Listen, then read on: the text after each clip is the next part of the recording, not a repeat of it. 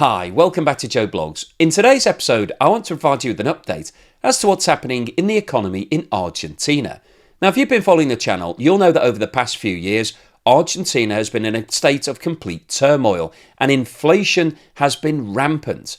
And in December 23, the people of Argentina decided that they needed a change, and they voted in the radical libertarian Javier Milei as president. And when he was elected, he said that he was going to make some serious changes, but that things were going to get worse before they got better.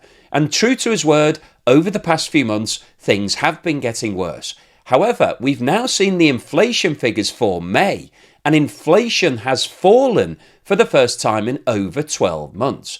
But don't get too excited yet, because inflation is still at 276%, which means that Argentina still has the highest rate out of every country in the whole world. However, there are some green shoots of recovery. So in today's video, we'll take a detailed look as to what's been happening with inflation. We'll have a look at the year-on-year movement, but we'll also have a look at what's been happening with the month-on-month inflation figures, because they're getting progressively better. We'll talk about what's happening with interest rates and where we are with regards to Javier Milei's proposal to cut spending right across the board in Argentina. We'll also talk about what's happening with Argentinian beef, because Argentina is famous for its beef, and historically it's been the biggest consumer of beef out of every country in the world, but things are changing as a result of that rampant inflation and high cost of beef these days in Argentina. We'll have a look at what's going on with the Peso, because unfortunately it's continuing to devalue, and we'll look at where we are with regards to the blue dollar rate, which is the black market rate for the Argentinian peso. We'll have a look at the latest statistics for the fiscal budget, and then we'll talk about what's going on with regards to the IMF and Argentina's relationship with China. And then finally today, I'll wrap up with my summary as to what I think is likely to happen in Argentina over the course of the next 6 to 12 months, and whether or not I think Javier Milei is going to succeed with his policies and turn the economy around. But before we get started on all of that, I'd like to say once again, thank you so much to everyone that's supporting the channel. I really, really mean this. If you're a long-term supporter, either through Patreon, where you can get early access to my videos and watch them advert-free, or YouTube membership, where you'll also get early access, or buy me a coffee membership, thank you for that support. It really helps to keep me motivated, keeps me going, and keeps me posting as many videos as I can, so thanks. And if you've bought me a coffee recently, thank you for that. I really, really appreciate the time and effort and the generosity involved in doing that. And if you've sent me a YouTube super thanks, thank you so much for the time and effort you've taken to do that. This chart shows the monthly movement in the official rate of inflation in Argentina over the last 5 years. And the scale on the right-hand side of this chart goes from 0% at the bottom to 300% at the top. And what this shows is that inflation has been a persistent problem in Argentina at all times in the last 5 years.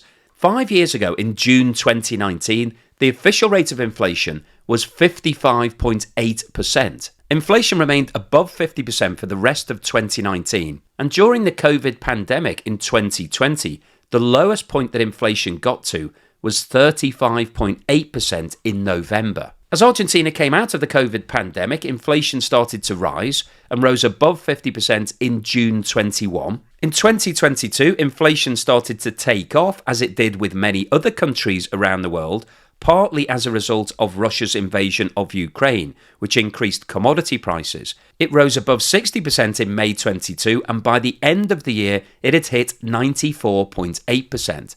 However, in 2023, inflation started to skyrocket in Argentina. It rose above 100% in February, and by the end of 2023, inflation was up to 211%. Now, as I mentioned at the start of today's video, December 23 was when Javier Milei took over as president of Argentina, and he said that radical things needed to be done, but that things were likely to get worse. And as you can see, in the first 4 months of 2024, inflation did get worse and hit a peak of 292% in April 24. However, as you can see, the figures for May reveal that inflation has actually reduced to 276%. Now, clearly 276% is still a ridiculously high level of inflation. That means that year on year, prices are almost 4 times higher today than they were this time last year. So this isn't exactly cause for mass celebration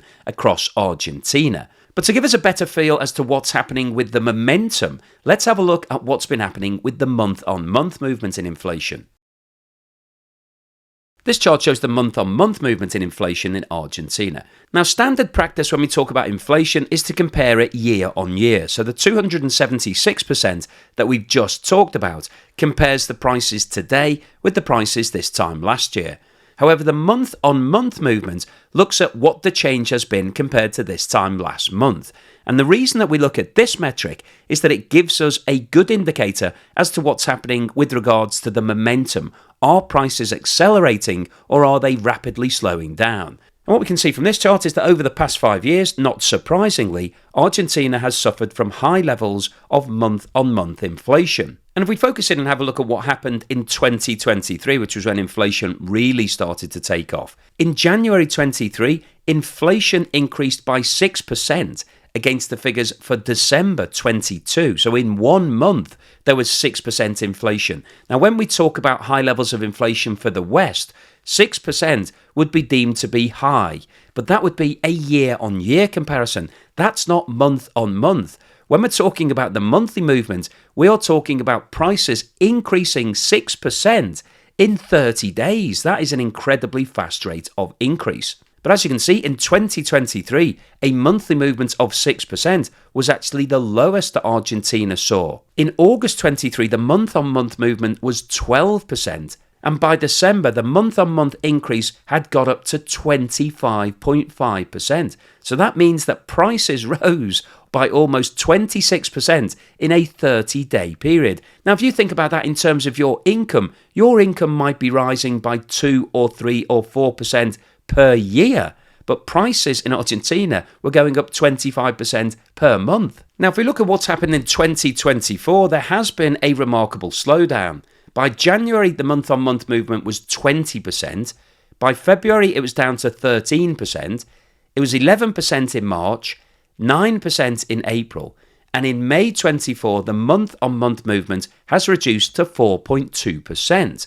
So in relative terms, this is a good outcome. It's down from almost 26% to 4%. However, when you take a step back and look at where 4.2% ranks over the past 5 years, it is still higher than the majority of those months. So there is still a problem in Argentina. And also the other thing to note here is that we're not talking about a reduction in prices. I think it's easy to fall into a trap when people are talking about a reduction in inflation to think that prices are going down. They're not. They're still going up in Argentina, but they're not going up as fast as they were, which is obviously an encouraging sign, but it doesn't mean that the problems in Argentina are solved. And just to put the current rate of inflation into perspective, this chart looks at the current rates for the G20, so the largest 20 economies in the world. And as you can see, Argentina is right at the top of this list with 276%.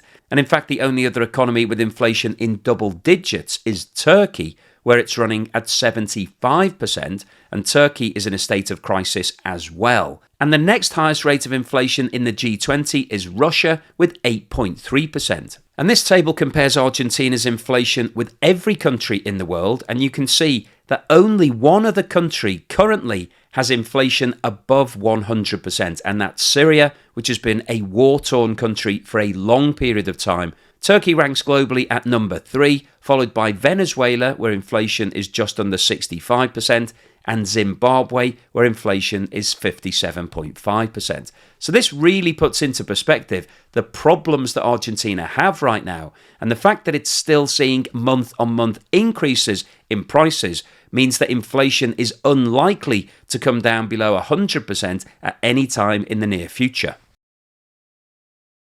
This chart shows the movement in the rate of food inflation in Argentina over the last 5 years, and this is something that I always like to cover because it tells us what's happening for the poorest members of society, because they're spending a much larger percentage of their monthly budget on food. So when food prices are increasing rapidly, it puts more pressure on those families because there comes a point where you simply don't have any more money. And so you therefore then have to start reducing the amount of food that you're buying. And that obviously increases the risk of people going hungry. And what this chart shows is that food inflation in Argentina has followed a very similar pattern to general inflation over the past 5 years. However, the levels involved tend to be slightly higher. This time 5 years ago, food inflation was running at 61%, and throughout 2020 and 2021, food prices increased by around 40 or 50%.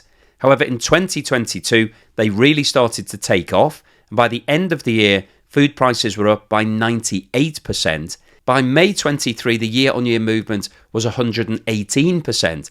By December 23, food inflation was up to 250%, and it peaked in March 24 at 308%. So what that means is that year-on-year in March, food prices were over 4 times more expensive than they were in March 23. And as we've discussed many times before, wages in Argentina are not going up anything like this rate. So that is putting immense pressure onto people who are having to spend a lot of their income on food. Now, over the past couple of months, there has been a reduction in food inflation, and the official figure for May 24 is 289%, which is still completely off the scale. And this table compares that rate to the rest of the world, and as you can see, the only other 2 countries where food prices are increasing by more than 100% are South Sudan, where they've gone up 186%, and Zimbabwe, where they're up 105%. And 289% really puts into perspective the severe problems that are happening right now in Argentina. Argentina and Argentinians are known for their love of beef. However, things are starting to change as a result of the rampant levels of inflation. This table shows the countries with the highest level of beef consumption per capita in 2020. And as you can see, Argentina is right at the top of this list, with Argentinians consuming almost 47 kilos per person per year. The next highest consumption rate was Zimbabwe at 42 kilos per person, followed by the United States with almost 38 kilos, Australia at 37, and Brazil at 35. Now, unfortunately, I don't have any statistics for 2023.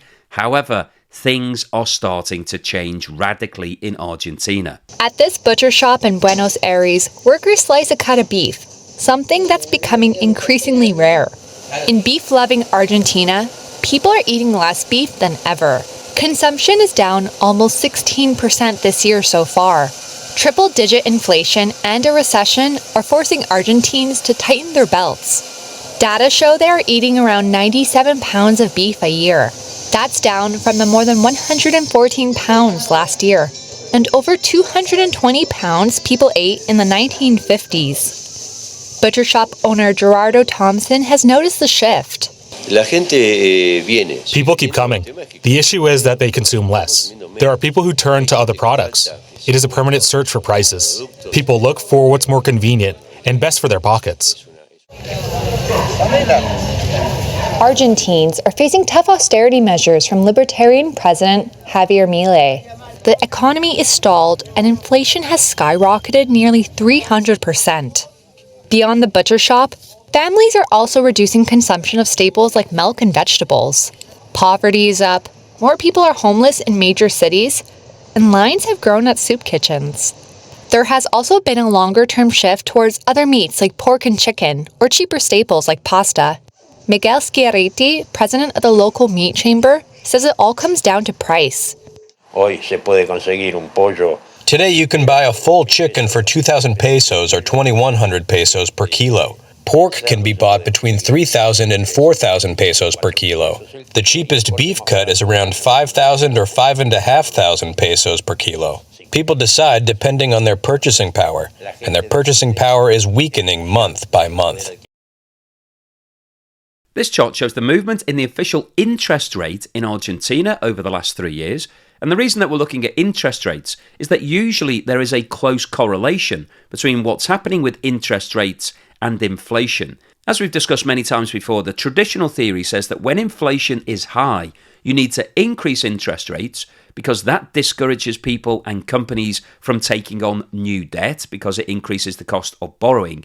And it also encourages individuals and companies to save their cash, to put it into the bank and earn high rates of interest. Now, as we've just discussed, Argentina currently has the highest rate of inflation in the world. So you would expect interest rates to be going up. And that's exactly what happened between February 2022, when the official rate of inflation was sitting at 32%, and December 2023, when the rate got up to 126%. However, since Javier Milei took over as president, there has been a radical shift in policy, and interest rates have been reduced on 6 separate occasions and are now down to 40%. So that's a reduction of 86% since he came into power. And the reason why Javier Milei has changed Argentina's strategy is twofold.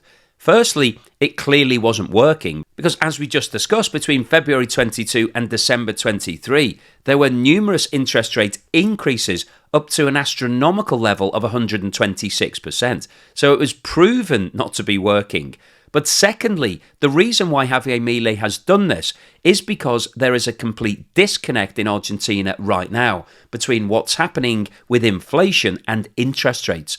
And the reason for that is that a lot of the population have abandoned the Argentine peso and are using the US dollar instead. And that makes it very difficult for the Central Bank of Argentina to be able to control inflation by moving interest rates, because it isn't actually having a big impact on the majority of people because they're not borrowing in pesos and they're not saving in pesos. Pesos are becoming less relevant in Argentina. And in fact, during his presidential campaign, Javier Milei actually threatened to abandon the peso and introduce the US dollar wholesale. Now, he didn't actually do that because I think it would have been too radical for the people of Argentina, but it still remains a possibility. Now, just to put current interest rates of 40% into context, this chart shows the current rates for the G20. And as you can see, the only country with higher interest rates is Turkey, where it's 50%. In Russia, interest rates are 16%. They are 11% in Mexico. And the only other country in the G20 in double digits is Brazil, where it's 10.5%. And in terms of where Argentina ranks against the rest of the world, Venezuela and Turkey are the only 2 countries with a higher rate of interest currently. This chart shows the exchange rate between the US dollar and the Argentine peso over the past 5 years. And as you can see, this time 5 years ago, 1 US dollar was trading for 27 Argentine pesos.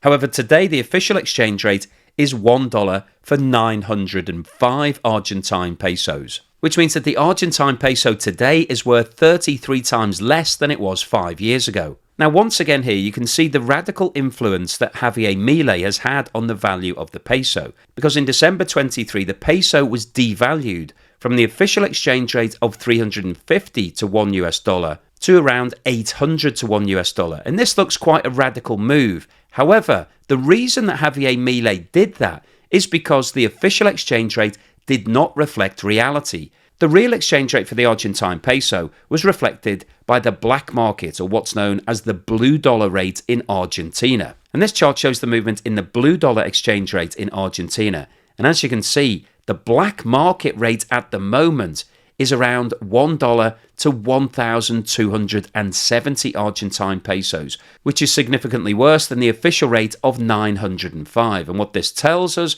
is that there is still no confidence whatsoever in the peso. Nobody wants to use it. Nobody wants to hold their savings in pesos. Everybody is more comfortable with the US dollar. And the longer that this situation goes on, the more pressure there will be on Javier Milei to potentially scrap the Argentine peso and move wholesale to the US dollar. And the reason that this is important is because as the value of the peso falls, it makes imports into Argentina more expensive, and that's pushing up inflation even further. So this is a serious problem that is causing huge repercussions for the Argentine economy. When Javier Milei took over as president, he introduced a radical reform bill whereby he wanted to slash the amount of spending by the Argentine government. And those changes are now starting to bear fruit. This chart shows Argentina's fiscal balance, so basically the difference between the amount of money that the government is receiving in from all of its taxes and the amount that it's actually spending, dating back to the start of 2022. And the scale on the right-hand side of this chart is shown in billions of Argentine pesos and goes from 2.5 trillion pesos at the top to minus 2 trillion at the bottom. And what this chart shows is that in the period before Javier Milei took over, Argentina only had 1 month in October 2022 when the fiscal budget was in positive territory. In every other single month, Argentina was spending more than it was receiving in. However, since Javier Milei took over as president, you can see that all of these bars are now shown in blue.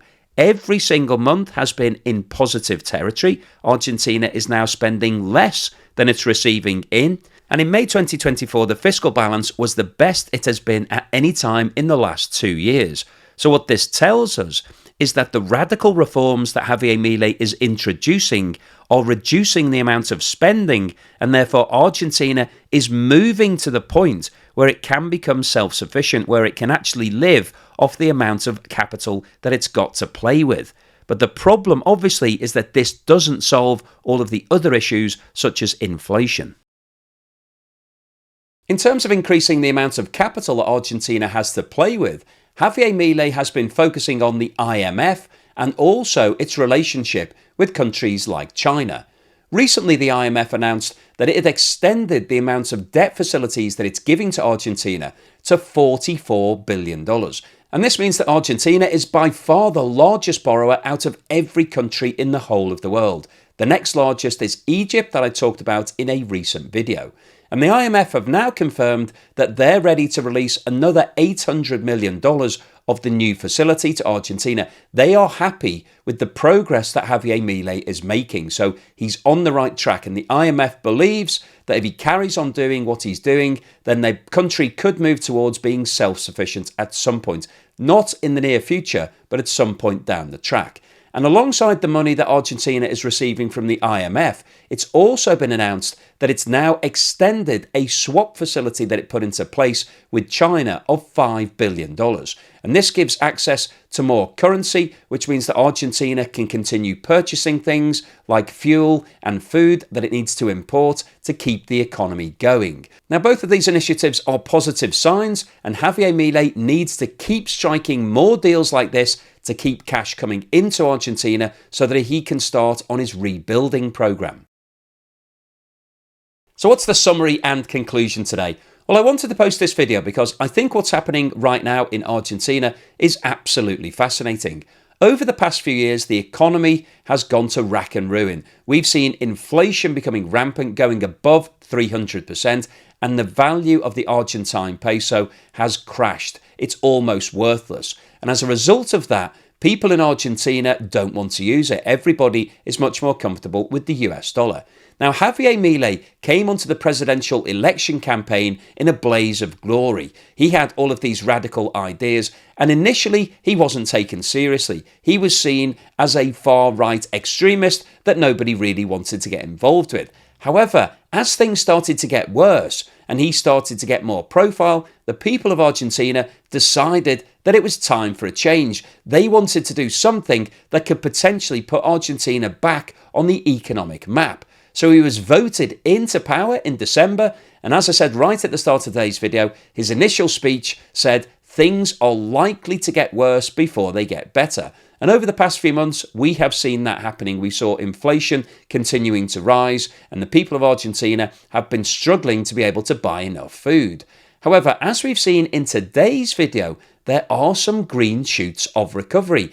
Inflation is now starting to slow down. Prices aren't falling, as I said earlier. Slower inflation means that prices are still rising. They're just not rising at the ludicrous rate that they were rising over the past few months. So things are starting to look like they might be moving in the right direction. But there is a very long way to go. 276% inflation is over 100 times higher than most countries would be happy with. If it was 2.7%, then maybe we could be talking about something really positive happening.